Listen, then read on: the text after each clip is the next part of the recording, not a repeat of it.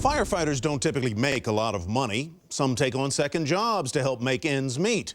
Brothers Chris and Robin Sorensen did that for years before deciding to turn passion for cooking into a full-time business. It took a while to get things going, but now these two are on a roll, creating bigger and better sandwiches. Welcome to Firehouse.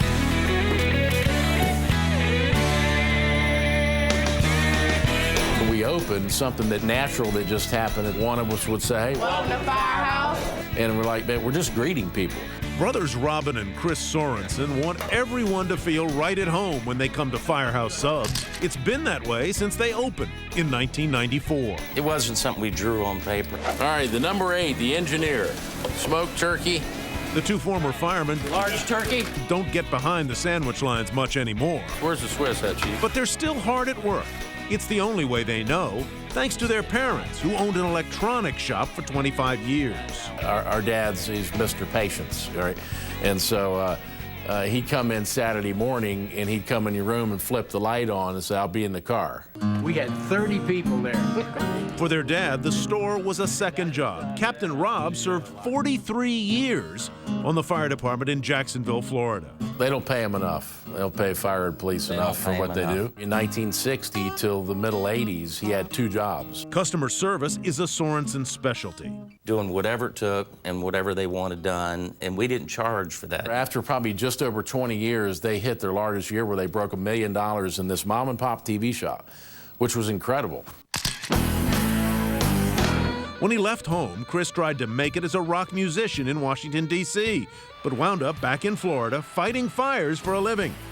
He had 2 kids at home and a $14,000 salary. So he and Robin often teamed up in search of extra cash. They used to call me Odd Job because whatever it took. We've mowed grass, we've painted houses. Videotaping We've business, videotaped Kris Kringle Tree Company. We don't have enough tape to go into the disaster of that. But I thought we could grow Christmas trees in Florida. Yeah. Robin was also a firefighter for 2 years while his true passion smoldered. I really loved to cook and be in that environment. We really wanted to be, brewmasters. As everybody used to say, you're a dreamer, which I've heard that a lot as a teenager. That Robin's he's a dreamer, and so Yeah, and I'm going to be a rock star. Right. We're all dreaming, Right. 10 years of part-time work in the restaurant business made Robin hungry to own his own place. But some family members were less than thrilled when he decided to leave the firefighting business altogether. He called me up and said, "Dad, I'm quitting." And I just about had a heart attack. I was just devastated. But I'm glad I didn't talk him out of it. Chris and Robin figured they could outwork their competition and serve bigger, better-tasting sandwiches.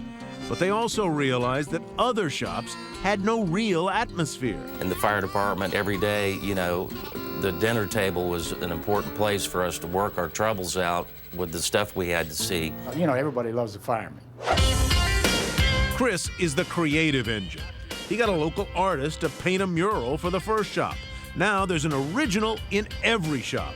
It all looks so good on paper. We didn't know what the hell we were doing, I could tell you. Truth is, they had no clue how much it would cost to open the first shop. They gathered some spare cash, took out a family loan and a credit card owned by Robin's mother-in-law, which they promptly overextended. It's laughable now. We originally talked about $5,000, and then we thought maybe even $7,000 or $10,000. And so we ended up spending about $30,000 to open the first restaurant. The sandwiches? Welcome to Firehouse.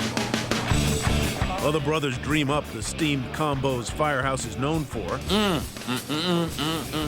Turkey, meatballs, pastrami, always piled high, plus dozens of hot sauces. We were having the best time of our entire life. I don't think we were smart enough to probably realize what at risk we were. The fact that we opened the first week and we had like $80 left in our checking account.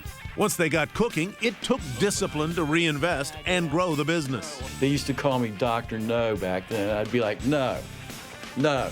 Stephen Joost grew up with Robin and Chris. He met with them just after he'd lost his job as an accountant to discuss their finances. Over chicken wings and beers, he became their CFO. We were just hoping to pay the electric and rent bill the first month, and I was just hoping to get some accounting fees out of it. I could see after we got to about 10 or 20 stores, then you could start seeing the big picture. Now they own 29 Firehouse sub shops. But that's only a fraction of the total, thanks to franchising. Well over 400 restaurants now, serving about 700,000 customers per week. Welcome to Firehouse! At the end of this year, we'll wrap up right at 300 million. We'll be rocking and rolling for too long. That's good. Now, Chris has his own sound studio at home. They've recorded radio commercials there. Chris even wrote a song for their annual conference. Firehouse Subs is a place for you. We never looked at it about making money for us. We just focus on how we could kick everybody's tail. Funny thing is if you're successful, you're an entrepreneur, right? We're just the same people. We're still dreamers. Come on in. Firehouse Subs has plans to top 2,000 locations by the year 2020. Coming up on Millions in the Making, the secret behind